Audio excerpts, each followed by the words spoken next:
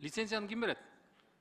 Аукцион аркылуу жана мен айткан комиссиянын чечимин алкагында өкмөт берет. Ал комиссияга депутаттардан, жергиликтүү айыл өкмөттөрдөн, акимчиликтерден жана эксперттерден, ошондой эле ошол мурдагы госгеологиянын сотрудниктеринен. Кайсы министрлик берет? Азыркы госгеология кантип аталып калды? Министерство экология. Ошол жак. Лицензияны ким текшерет бүгүнкү күндө?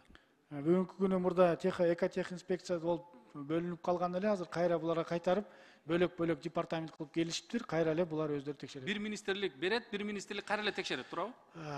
Эсиңизде болсо керек, техинспекцияны ошон үчүн түздүк эле, бир министрлик берсин, бирок ал өзү текшербесин, текшере турган орган башка болсун деп аныктадык эле, бирок тилекке каршы кайра эле ал органды жоготуп, азыр кайра министрликтердин өздөрүнө берип атабыз. Буну эми тарых көрсөтөт, канчалык туура болот, туура болбойт, бирок менин жеке оюм, туура эмес. Негизи текшерген орган башка болуш керек. Башка болуш керек, туура эмес. Алмаз Акымжанович, бир эле киши лицензияны берет, кайра эле бир эле киши ошол эле лицензияны текшерет. Коррупция ушул жерде болот да.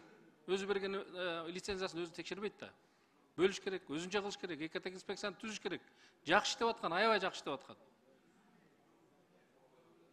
Ушул боюнча бир маалымат берсеңиздер, ушул боюнча бир президентибизге, кабинет төрагасына ушул боюнча бир жакшы бир чечимдерди кабыл алыш керек да. Туура айтасыз, Айбек Алтынбекович, ошол маселелер азыр иштелип атат. Биз сизге анан айтабыз. 10 секунд кош бергиле. Алмаз Акымжанович, карап атабыз, текшерип атабыз, бирок кыймыл жок да, чечим жок да. Кутмановага бардык нерсени карматып койдуңуздар, азыр ал жерде билип атасыздар, бардак болуп атат. Бири кетип атат, бири келип атат, бири эч бир адам ал жерде бир иш алгылыктуу бир алга жылбай атат да. Лицензиялар мына бүгүнкү күнгө чейин токтоп турат, берилбей атат да. Эгерде азыр бул мыйзам кирип калса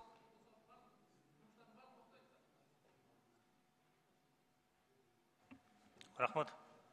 Экинчи микрофон. Урматтуу төрага, урматтуу депутаттар. Мына депутат Алтынбек туура айтып атат. Кутмановага баарын үйүп салдыңар. Лицензияны да бердиңер, текшерүүнү да бердиңер.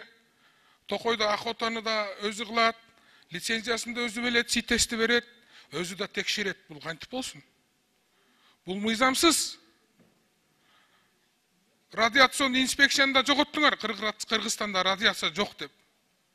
Бүт барын бир министерствого жыйнадыңар, уже ал башкара албай калды ал жерде. Токойдо национальный парктарды эмне алдыңар силерчи? Же Токой тиге албасаңар, же питомнигиңер жок болсо, жакшынакай эле Токойдо турган. Аны да алып алдыңар. Өткөндө да айттым элем, бул мыйзамсыз. Өзү лицензия берет, өзү көзөмөлдөйт. Бул эмне? Бул даана коррупция ушул жерде мына. Кантип болсун? Биоразнообразие дейсиң, Токойдон ситести да өзү берет, охотаны өзү кылдырат, саясатын жүргүзөбү же чарбалык иштерди жүргүзөбү?